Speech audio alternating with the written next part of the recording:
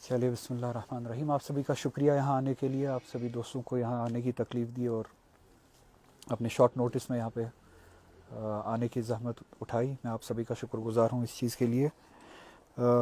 پہلے کچھ باتیں ہیں جن کو یہاں پہ میں ایڈریس کرنا چاہتا ہوں. آج 13 اپریل ہے اور وائس رائے شاید یہاں پہ 1 اپریل کا جوک 13 اپریل کو سنانا چاہتے ہیں. 1 اپریل کا جو ویسٹرن ورلڈ میں معروف ہے کہ اپریلز فول بنایا جاتا ہے, وہی کوشش یہاں کی ایڈمنسٹریشن جو دلی سے کنٹرول ہوتی ہے کوشش کر رہی ہے کہ 13 اپریل کو اس طرح کا جوک بنایا جائے. میں بھی ان کے اس اقدام کے بارے میں تھوڑی سی بات کرنا چاہتا ہوں جس کے حوالے سے کل سے ہوا بنانے کی کوشش کی جا رہی ہے کہ ایک بہت بڑا لینڈ سکیم ہوا ہے اور جس لینڈ سکیم میں میں شامل ہوں. میں نے کوئی اس میں سکیم کیا ہوا ہے اور بہت سارے دوستوں نے بہت سارے لوگوں نے سوال کیے اس حوالے سے کہ یہ کس قسم کا سکیم ہے, یہ مسئلہ کیا ہے, یہ جو کیس بنایا گیا ہے اس کے حوالے سے سوال پوچھے. میں آپ دوستوں کے ذریعے ان لوگوں تک یہ بات پہنچانا چاہتا ہوں کیونکہ میری ذمہ داری بنتی ہے لوگوں کے تئیں, ورنہ اس کیس میں نہ کوئی جان ہے, نہ کوئی سچائی ہے, نہ حقیقت ہے, نہ میرا کوئی لینا دینا ہے, نہ میری کوئی ایکٹیو یا پیسو پارٹیسپیشن ہے. مگر جو لوگ ہیں جن کا ایک ٹرسٹ کا رشتہ بنا ہے اور اس ٹرسٹ کے حوالے سے, اس اعتماد کے حوالے سے میری ذمہ داری بنتی ہے کہ لوگوں کے ذہنوں میں اگر کچھ سوال ہے ان سوالوں کو کلیئر کیا جائے. اور جیسے ان کے لیے کل لوگوں کے لیے کل سرپرائزنگ تھا یا شاکنگ تھا, اتنا ہی سرپرائزنگ میرے لیے بھی تھا. یہ لینڈ سکیم کے بارے میں جو چارج شیٹ بنایا گیا ہے, چارج شیٹ جب بنایا گیا اور چارج شیٹ جب داخل کیا گیا اسی دن مجھے بھی پتہ چلا. اس سے پہلے نہ کوئی پرائر نوٹس, نہ اس حوالے سے اے سی بی کی طرف سے نوٹس یا کوئی کمیونیکیشن, مجھ سے کوئی اوپینین مانگی گئی ہوتی یا سوال ہی پوچھے ہوتے یا کویشچننگ ہی ہوئی ہوتی. نہ اے سی بی کے حوالے سے, نہ پولیس کے حوالے سے, نہ ایڈمنسٹریشن کے حوالے سے ان 20 سالوں میں کوئی کمیونیکیشن نہیں, کوئی اپروچ نہیں یا کوئی کویشچننگ نہیں. مجھے بھی تبھی پتہ چلا جب آپ لوگوں کو پتہ چلا, اور یہ کرائم ہے مجھے بھی تب پتہ چلا جب آپ لوگوں کو پتہ چلا کہ بتایا گیا ہے کہ کرائم کیا ہوا ہے. تو 20 سال کے دوران اگر اتنا بڑا کرائم کیا ہے تو 20 سال کے دوران یہ ایڈمنسٹریشن کہاں تھی یا اے سی بی کہاں تھا, پولیس کہاں تھی, جن کو اس بارے میں مجھے یا تو پولیس اسٹیشن بلانا چاہیے تھا یا اے سی بی کے ہیڈ کوارٹر پہ بلانا چاہیے تھا, کہیں پہ کویشچننگ ہوئی ہونی چاہیے تھی, لیگل نوٹس ملی ہوئی ہونی چاہیے تھی. چارج شیٹ سے پہلے نہ کوئی لیگل نوٹس ملی ہے نہ کچھ ہے, کیونکہ میرے دماغ میں بھی نہ کوئی ایسی بات تھی. 20 سال پہلے یہاں بیمنا میں لینڈ ایکویزیشن کی گورنمنٹ نے, اور اس جگہ کا نام ہے دربل. اس جہاں پہ یہ لینڈ ایکویزیشن ہوئی وہ ڈل ڈیولپرز کی ریہیبلیٹیشن کے لیے وہاں پہ کالونی بنائی گئی. اور یہ شاید اقدام 2000 کی دہائی میں پہلے سالوں میں اٹھایا گیا, 2002 کے بعد یہ اقدام اٹھایا گیا اور ڈیولپرز کی ان کے ریہیبلیٹیشن کے لیے کالونی بنائی گئی.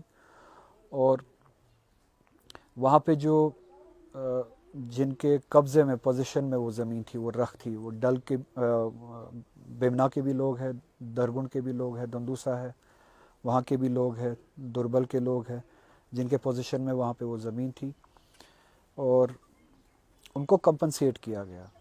اسی زمین میں میری فیملی کا بھی وہاں پہ زمین ہے. اب اس فیملی میں جس پرسنالٹی کا نام ہے وہ میرے دادا مرحوم ہے, آغا صاحب مرحوم ہیں, جن کی وہ زمین تھی. جیسے دوسرے لوگوں کی وہاں پہ زمینیں تھیں, ان کی بھی زمین تھی. اور جیسے دوسرے لوگوں کو بھی کمپنسیٹ کیا گیا, آغا صاحب کے نام پہ جو زمین ہے ان کے وارثوں کو بھی کمپنسیٹ کیا گیا.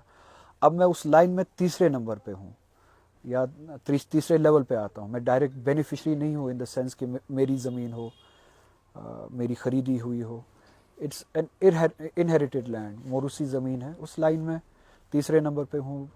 زمین آغا صاحب مرحوم کی ہے, پھر وہ ٹرانسفر ہوتی ہے ان کے بچوں میں، جن بچوں میں میرے والد صاحب شہید آغا سے مہدی صاحب ہیں، وہ باقی بھائیوں میں سے وہ بھی ایک بھائی ہے، تو ان کی زمین جو انہوں نے اپنے باپ سے انہیرٹ کی، میں نے ان سے انہیرٹ کی، اور میرے جو سبلنگز ہیں انہوں نے ان سے انہیرٹ کی. تو جیسے سب کو کمپنسیٹ کیا گیا، اسی طرح سے گورنمنٹ نے اس لینڈ ہولڈر کو یا اس لینڈ اونر کو جو میرے دادا مرحوم ہیں ان کو بھی کمپنسیٹ کیا، جو اس دنیا سے گزر چکے تھے، یعنی ان کے وارثوں کو کمپنسیٹ کیا. تب بیمنا والوں نے بھی، دوربل والوں نے بھی، اور دندوسا درگن والوں نے بھی ایک پروٹیسٹ کیا کہ جو زمین کمپنسیٹ ہو رہی ہے، جو پیسہ دیا جا رہا ہے، معاوضہ دیا جا رہا ہے، وہ صرف اتنے ہی زمین کا معاوضہ دیا جا رہا ہے جتنا رجسٹر ہے وہاں پہ، جبکہ زمینداروں کے پاس پوزیشن میں اس سے زیادہ زمین ہے اور وہ کاشت کرتے ہیں، اور اس زمین کی لیوی لی جاتی تھی، لوگوں سے کاشت کی جاتی تھی، کاشت کے اگینسٹ، ایگریکلچر ایکٹیویٹی کے اگینسٹ گورنمنٹ ان سے لیوی لیتی تھی، اور یہ زمین وہی تھی، لیوی کے اگینسٹ ان کو وہاں پہ کاشت کرنے کی اجازت ہوتی تھی.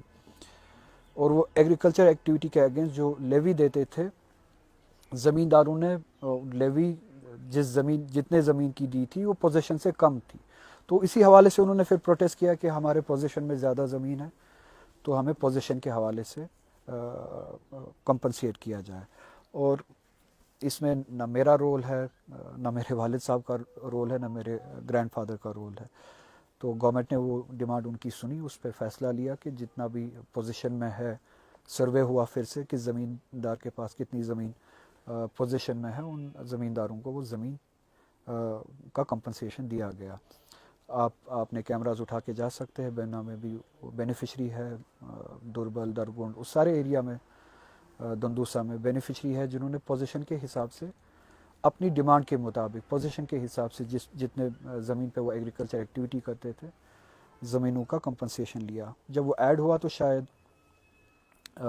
جو زمین، جو رقبہ میرے دادا مرحوم کے نام سے تھا، ان کو بھی پھر پوزیشن کے حوالے سے کمپنسیٹ کیا گیا ہے.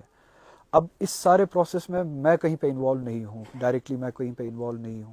ایز آئی سیڈ، یہ میری زمین نہیں ہے، یہ میراث ہے جو مجھ سے پہلے والی لیول، جو میرے گرینڈ فادر کے بچے ہیں، میرے چاچا ہے، میری پھوفیا ہے، ان میں ڈسٹریبیوٹ ہوتی ہے.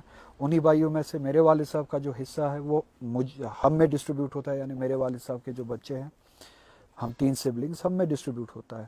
اور ہماری فیملی میں جہاں پہ جو رہتا ہے، جہاں پہ ہم نے گھر بنایا ہے، میرے دادا مرحوم کے بچوں نے جہاں پہ گھر بنائے ہے، انکلوڈنگ مائی فادر، جہاں پہ میں یہاں پہ رہتا ہوں، جتنی بھی زمین تقسیم ہوئی ہے ابھی تک، وہ صرف اتنی ہی ہوئی ہے جہاں پہ ہم نے گھر بنایا ہے. اس سے باہر جتنی بھی آغا صاحب مرحوم کی زمینیں تھی جو ان کے بچوں میں تقسیم ہونی چاہیے تھی، ابھی بھی تقسیم نہیں ہوئی ہے. وہ ان کے بڑے فرزند کے ہاتھ میں ہے، وہ سارا انتظام اس کا کرنا، اس کی کمانڈ وغیرہ، نظر گزر رکھنا، اس حوالے سے جتنے بھی نیگوسیشنز جہاں پہ ہوتی ہے، کہاں پہ نہیں ہوتی ہے، وہ سارا ان کے ہاتھ میں ہے. ہمارے ہاتھ میں صرف اتنی ہی زمینیں ہیں جہاں پہ ہم رہتے ہیں، جہاں پہ ہمارے مقام بنے ہوئے ہیں. اس سے باہر ہمارے دادا صاحب مرحوم کی جو زمینیں ہیں، ان کا کسٹوڈین ابھی بھی ان کا بڑا فرزند ہے، میرے چاچا ہے. تو یہ نیگوسیشنز ان کے ساتھ ہوئی ہے، ان کے ذریعے ہوئی ہے، کیونکہ وہی کسٹوڈین تھے اور ابھی بھی ہے، باقی زمینوں کے کسٹوڈین وہی ہے.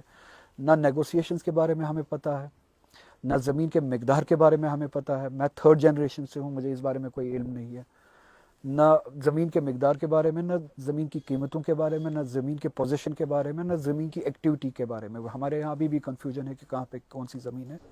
تو جیسے ہر گھر میں ہوتا ہے، وہ ابھی ڈسٹریبیوشن ابھی پوری نہیں ہوئی ہے. تو اسی طریقے سے اس زمین کے بارے میں بھی ہمیں کسی کو کچھ نہ پتہ ہے، نہ معلوم ہے. جو بھی نیگوسیشن ہوئی ہے، اس کسٹوڈین کے ذریعے، میرے دادا مرحوم کے سب سے بڑے بچے کے ذریعے، فرزند کے ذریعے، میرے انکل کے ذریعے ہوئی ہے. تو سننے میں یہ آیا، اور چونکہ میں اس دوران MLA بھی تھا، تو نالج یہ ہے میرے پاس کہ کتنا کمپنسیٹ کیا گیا پر کنال. 40,000 روپے پر کنال کا کمپنسیشن کیا گیا. اور جو میرے والد، میرے دادا مرحوم کی زمین تھی جو ان پوزیشن تھی، جس پہ ایگریکلچر ایکٹیویٹی ہوتی تھی، وہ 90 کنال کی تھی. اور چونکہ جو وہاں پہ کاشت کرتے تھے، چونکہ یہ خود کاشت نہیں کرتے تھے، انہوں نے کاشتکاروں کو زمین دی تھی، پھر ان کو اپنا حصہ دیتے تھے، پروڈیوس میں سے 50-50 ہوتا تھا. انہوں نے اپنے کاش کے حساب سے زمین وہاں پہ رجسٹر کی تھی، پوزیشن شاید اس سے زیادہ تھا. تو جب سب کو پوزیشن کے حوالے سے ہی، پوزیشن کی بنیاد پہ ہی کمپنسیشن ملا، وہی کمپنسیشن آغا صاحب کو بھی ملنا چاہیے تھا پوزیشن کے حوالے سے. اور جب کہ حقیقت یہ ہے کہ اگر 90 کنال وہاں پہ زمین تھی، پوزیشن یا جو کمپنسیشن ملا ہے وہ صرف 40 یا 60 کنال کا ملا ہے، یا 50 کنال، مجھے ابھی بھی کلیئر نہیں ہے. 90 کنال، یہ جو باقی کے 50 کنال ہیں، ان کی کمپنسیشن ابھی بھی نہیں ملی ہے. جو ہم لینڈ اونرس ہیں وہاں پہ ابھی بھی نہیں ملی ہے، یعنی پوزیشن سے بھی کم اس فیملی کو کمپنسیشن ملا ہے. اور پر کنال جو ہے وہ 40,000 روپے کا کمپنسیشن ملا ہے، جو اس فیملی کو، آغا صاحب کو کمپنسیشن ملا ہے، جیسے کہ ہر کسی کو ملا وہاں پہ.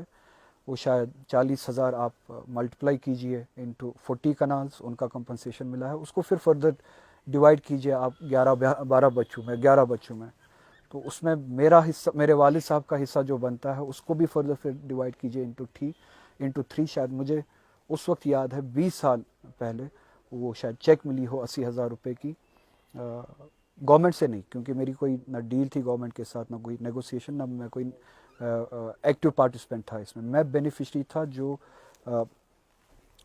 لائن آف انہیریٹنس میں جو بچوں میں تقسیم ہوئی. تو میرا شیئر وہی 80,000 کا بنا، میرے سبلنگس کا اپنا شیئر بنا انٹو 2 آپ کر دیجئے. وہی ہے یہ سب سے بڑا اسکیم جس کو بتایا جاتا ہے کہ کروڑوں کا اسکیم کیا گیا ہے. شاید وہ بھی مجھے فیملی کے ذریعے سے، جو کسٹوڈین ہیں ان کے یہاں سے، ان کے اکاؤنٹ سے پیسہ آیا 80,000 روپے کا.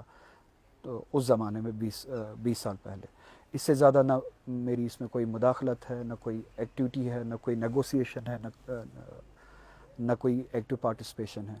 اب اس سے زیادہ اگر کچھ ہے تو میں چاہتا ہوں کہ نہ صرف ACB بلکہ NIA بھی لائیے، جلد از جلد اس پہ انویسٹیگیشن کیجیے، سخت سے سخت انویسٹیگیشن کیجیے. جنہوں نے بھی اس میں خدا نخواستہ کوئی کرپشن کیا ہو، ان آفیسرز کو بھی، ان لوگوں کو بھی، ان بینیفیشریز کو بھی اگر کوئی کرپشن ہوا ہے، ان کو آپ منظر عام پہ لائیے، سختی سے ان کے خلاف کام کیجیے. اور یہ کروڑوں کا، اربوں کا جو یہ اسکیم ہوا ہے، اس کو منظر عام پہ لائیے، اس کے ایک ایک ڈیٹیلز بھی منظر عام پہ لائیے.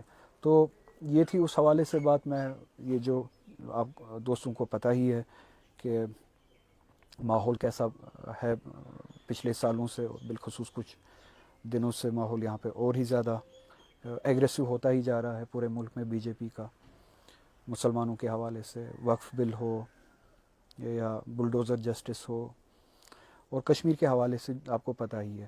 میں آپ کے ذریعے ان لوگوں تک صرف اتنا ہی کہنا چاہوں گا کہ مجھے خاموش کرانے کا صرف ایک ہی طریقہ ہے، اور ان جیسے بچگانہ ہتھکڑوں سے میں تو خاموش ہوں گا نہیں. ایک ہی طریقہ ہے، جموں کشمیر کے لوگوں کا حق جو ہے 370 وہ واپس کیجیے. اس دن کے بعد میں خاموش ہو جاؤں گا. جو پورے ملک میں مائنورٹیز کے ساتھ اور مسلمانوں کے ساتھ زیادتیاں ہو رہی ہے، وہ زیادتیاں ختم کیجیے، بند کیجیے. اس دن کے بعد میں خاموش ہو جاؤں گا. جموں کشمیر کی ریاست نے جس بنیاد پہ ایکسیشن کیا ہے اس ملک کے ساتھ، اور ایکسیشن کے جن شرائط کو آپ نے توڑا، ان شرائط کو بحال کیجیے. اس ریاست کی ڈگنیٹی کو، کانسٹیٹیوشنل رائٹس کو بحال کیجیے. ہماری آٹونومی ہے، ہماری جو ڈگنیٹی ہے وہ بحال کیجیے. اس دن کے بعد میں خاموش ہو جاؤں گا. مسلم رائٹس کا خیال رکھیے، اس دن کے بعد میں خاموش ہو جاؤں گا. مائنورٹی رائٹس کو خاموش کیجیے، ان کو بحال کیجیے. اس دن کے بعد میں خاموش ہو جاؤں گا. اس طرح کی حرکتیں، بچگانہ حرکتیں آپ کرو گے، اس کا الٹا اثر پڑے گا. اور جس درسگاہ سے میں آتا ہوں، میں یہ کہتا چلوں، وہاں پہ مقاومت میں، ریزسٹنس میں تکلیفیں اٹھانا پینیکل ہوتا ہے. وہاں پہ پینیکل ہے کہ سر نیزے پہ چڑھ جائے.